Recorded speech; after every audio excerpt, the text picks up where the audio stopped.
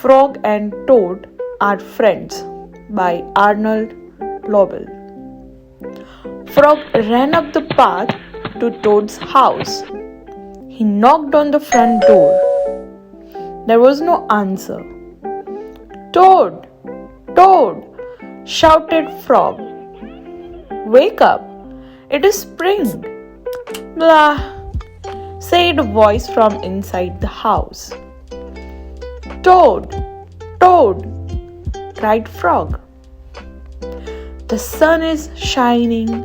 The snow is melting. Wake up!" "I'm not here," said the voice. Frog walked into the house. It was dark. All the shutters were closed. "Toad, where are you?" called Frog. "Go away," said the voice from a corner of the room. Toad was lying in bed. He had pulled all the covers over his head. Frog pushed Toad out of bed. He pushed him out of the house and onto the front porch. Toad blinked in the bright sun. "Help!" said Toad. "I cannot see anything." "Don't be silly," said Frog. "What you see is the clear, warm light of April. And it means that we can begin a whole new year together, Toad." "Think of it," said Frog. "We will skip through the meadows and run through the woods and swim in the river. In the evenings, we will sit right here on this front porch and count the stars." "You can count them, Frog," said Toad. "I will be too tired. I am going back to bed." Toad went back into the house.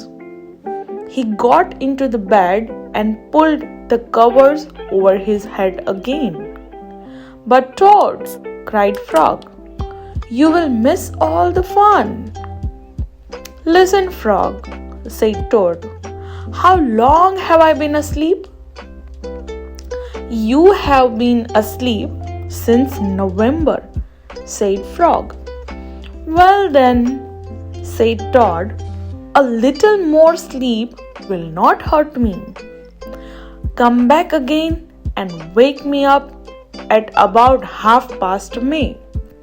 Good night, Frog." "But Toad," said Frog, "I will be lonely until then." Toad did not answer. He had fallen asleep. Frog looked at Toad's calendar. The November page was still on the top. Frog tore off the November page.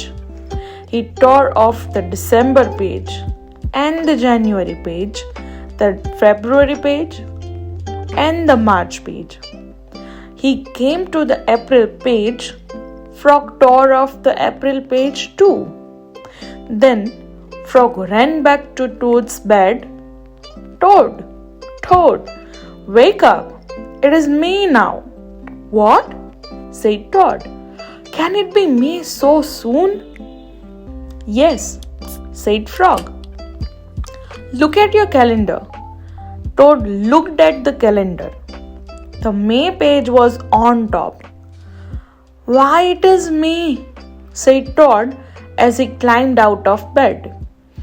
Then he and Frog ran outside to see how the world was looking in the spring. The story ends.